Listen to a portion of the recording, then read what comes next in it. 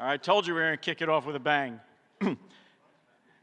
So when Loman introduced me, he said I would be the MC. So I remind you there's a difference between the MC and the narrator. You have a program book, you can read everyone's biography. I don't want to come up here like Morgan Freeman and narrate the biographies to you, but I do want to point out a few things with some of these great speakers. So take a look at your program and you can see Senator Scott Martin's biography, and he's accomplished. But I want to highlight a few things, near and dear to those of us in this room.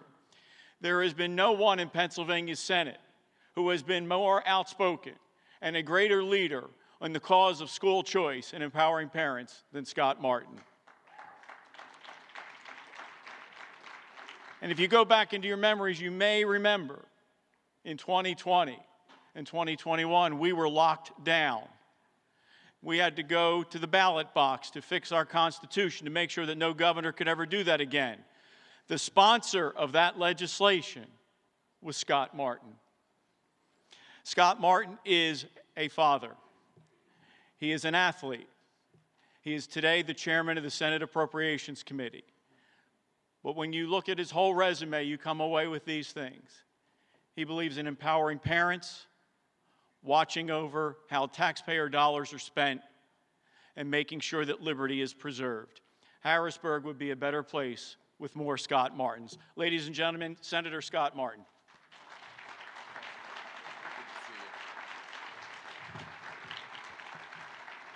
How's everybody doing today? Good? Awesome. Are you ready to keep on changing Pennsylvania for the better? Well, make no mistake about it, and I'm going to tie this all together. You know, we have some serious challenges, folks, as we look at turning this state around. We've lagged economically behind a lot of our peers around us. We've lagged demographically behind most of the country, and that's no shock to anyone here when you think about the fact that over the last 10 straight censuses, that lag has caused us every time to lose congressional seats, to lose federal funding that comes back from what they take from us. Last year alone, we lost 40,000 more people from Pennsylvania. Now, the good news is there's ways to turn this around. We've often been known as a state that's had some of the worst corporate tax rates and how that impacted our ability to draw new investment and new jobs in our state, new families to move here and plant their roots. We've also been known to have one of the worst regulatory frameworks across the entire country, and something that we're desperately trying to work on and make inroads. But there's another hurdle to that, and that is the education of our children and the preparation for their future. Everyone here is not shocked when I can say historically Pennsylvania has not been extremely friendly to parental control and school choice. But I will tell you, through your support, through you pushing, is whether being advocates and supporting the people that are trying to make that difference, we've made historic improvements. But then the pandemic hit. And with that pandemic hitting, we had kids who were locked out of their schools for a year to year and a half. We had historic increases in behavioral health and mental health issues and self-harm issues that we have never seen before. And of course, we've seen a learning gap that was, the divide greatly exploded by not being educated. We also gave families the ability, for those who were lucky enough to have live schooling over the internet, for families to have a more complete idea as to what's being taught to their children. So I'm going to paint a picture for you at this very moment. When I was here a year ago talking about education, I was telling you about the stories of our young people across the state trying to escape failing schools, consistently failing schools, kids who have been abused, who could not get out of the same school that their abuser attends, sometimes in a criminal way, kids who were bullied, kids who have learning disabilities. 45,000 families who wanted a different opportunity for their child were barred because of arbitrary caps in our educational improvement tax credit program. And if you ever wanted to see one of the most heartbreaking scenes ever, we literally have families, tens of thousands of families in Pennsylvania who would enter a lottery. I want you to picture in your head a family who are coming from some just devastating circumstances, unsafe schools, shootings going on outside, metal detectors, kids not being able to learn or write on their grade level, entering a lottery that their hopes and dreams could be met if their ball is chosen. And if you want to see something heartbreaking, to think about the fact if there's 60,000 people entering a lottery to perhaps go to a charter school that will raise them up and out of a dangerous school, only to have 2,000, 3,000 of those families have that opportunity. Imagine if you're one of the ones who did not get picked. That's what our children and our families were faced with. But I have good news for you.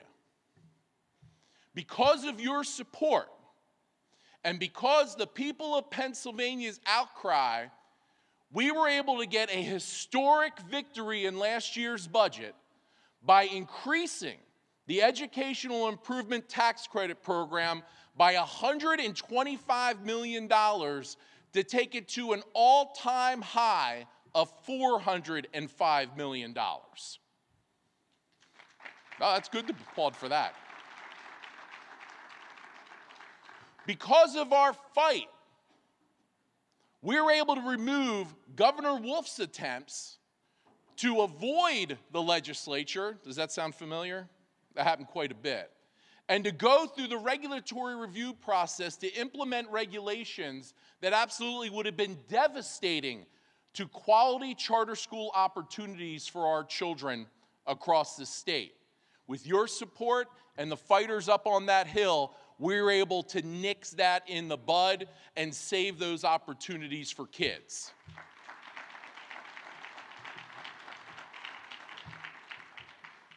But sitting here, there's plenty of families out there who are still locked out. No surprise to anyone in this room, those historic increases in tax credits or the ability to go to a charter school, it's nowhere nearing the need that's out there by Pennsylvania families. As a matter of fact, that $405 million of tax credits that were able to give opportunities to kids to go to a school that was open, safe, teaching them the proper things they need to learn to be successful in life, that money was extinguished like that. Our work is not done. So I told you I was going to tie that all together. Because if you want to be a growing state, you got to be competitive from that tax perspective. And we did get huge wins with lowering the corporate net income tax. You got to have a regulatory framework that works to grow. And you need, if you want to have families move here, you need to have an educational system that empowers families to meet their children's individualized educational needs. If you follow along what's happening in other states, you're seeing a pattern. And I love watching the governors in Florida and Arizona and South Dakota and a few other states who tackle these issues in a competitive way. They want our citizens in their states. We all know where the growth is happening in this country. And you would not be surprised to know that every one of those states has already passed universal school choice for their families.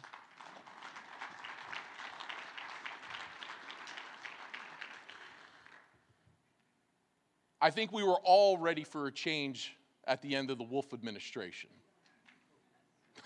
Yeah. It's okay to clap for that.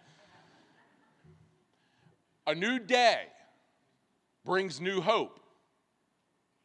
We have a current governor who on the campaign trail talked about lifeline scholarships to be able to target the children in the bottom 15% of failing schools across our state. We need to hold him accountable to that. We need to grow the choice opportunities for that. We need to push him for curriculum transparency in our schools. Only half of Pennsylvania's public school districts are providing publicly the curriculum that their students have to put online, or their schools have to put online for families to see. Half. Last year, between the House and the Senate, we were able to put a curriculum transparency bill on Governor Wolf's desk. What do you think he did with it? He vetoed it. We need to once again put that on the new governor's desk as well. So today my message is to you that if you want to have Pennsylvania to have a future that is growing, that is prosperous, we need to be a state that wants to compete for the future of our kids. We have to make the future of Pennsylvania bright for them with opportunities, whether good paying jobs, whether a good, safe community, but most importantly, that safe educational setting that every parent wishes their child to have. That is the formula for turning around Pennsylvania's lag and Pennsylvania truly becoming a keystone state that does the best for families and their future. God bless you all. Keep being a loud voice for the changes that Pennsylvania needs, and we'll continue to get it done for you. God bless you.